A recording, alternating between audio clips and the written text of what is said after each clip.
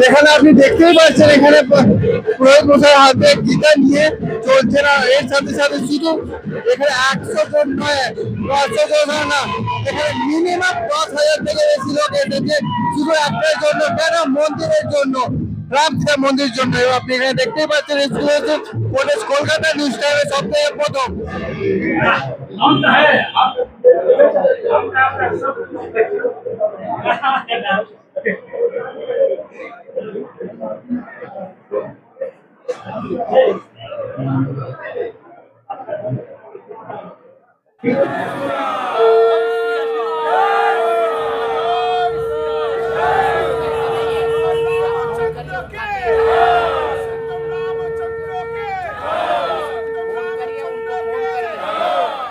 आप एक बार फोन करके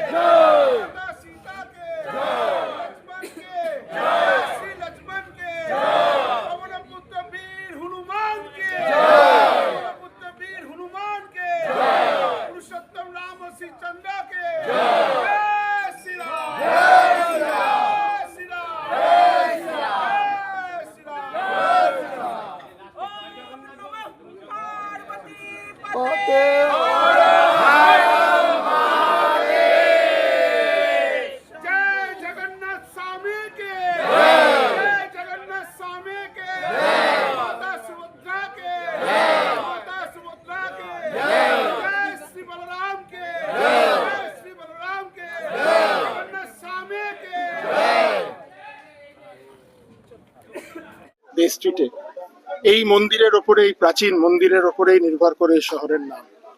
2020 সালে মন্দির কমিটির পক্ষ থেকে এখানে শেওড়াফুলি রাজবাড়ির কিছু অংশ আছে। আমরা ওনাদের বলেছিলাম যে এই মন্দিরের খুব বাজে অবস্থা, দেখুন ওপর থেকে জল পড়ছে, প্রভুর গায়ে অব্দি জল পড়ে।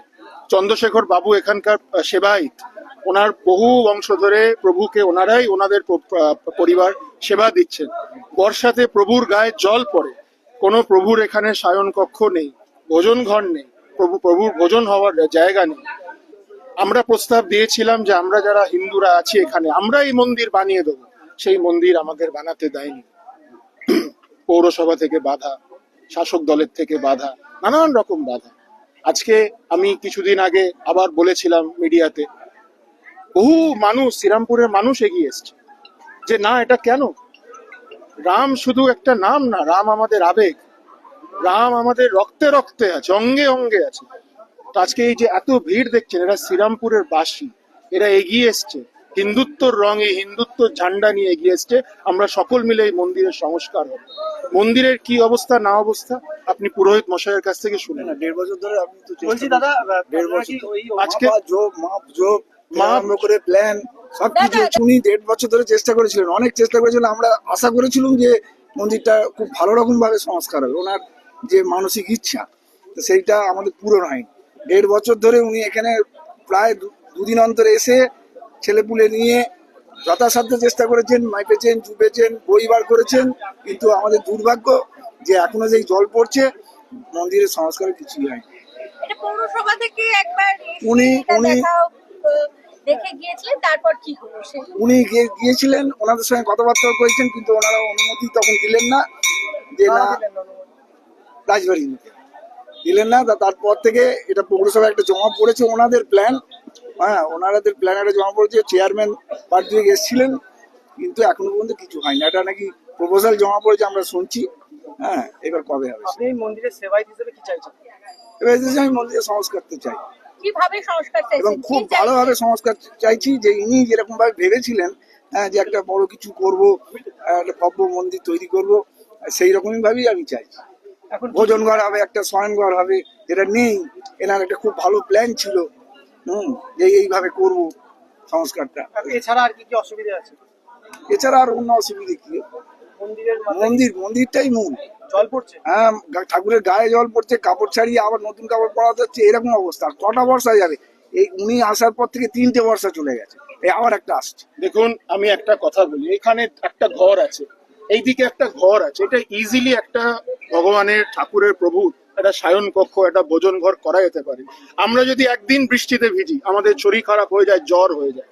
যখন প্রভু রাম জন্মভূমির মামলা সুপ্রিম কোর্টে হয়েছিল, রাম লাল্লা নিজে ওখানে পার্টি ছিলেন। আমরা মনে করি না এটা মূর্তি, আমরা মনে করি উনি স্বয়ং আছেন, প্রভু রাম স্বয়ং আছেন, কিন্তু আজকে ওনার গায়ে জল পড়ছে, শাসক দল প্রশাসন নীরব। এটা এটা মানে খুব দুর্ভাগ্যজনক। আমরা হিন্দুরা কষ্ট পেয়েছি। আমাদের এখানে কোনো অন্য এজেন্ডা নেই, একটাই মন্দির হোক। রাম মন্দিরের দাবিতে আজকে আমরা হিন্দুরা এতে রাস্তায় নেমেছি।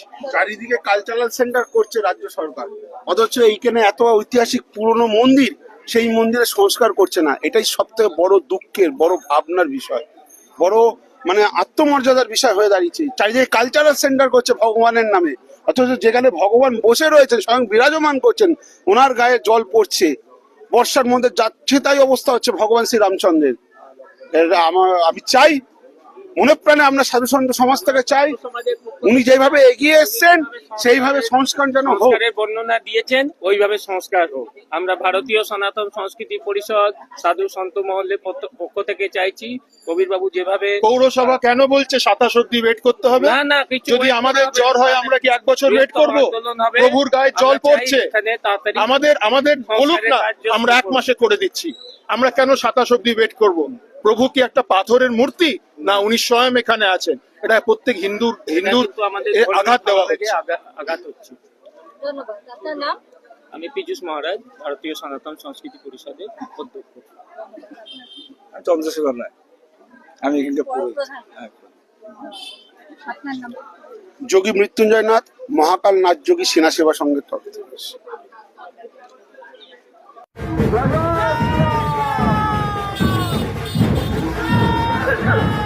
জয় জয়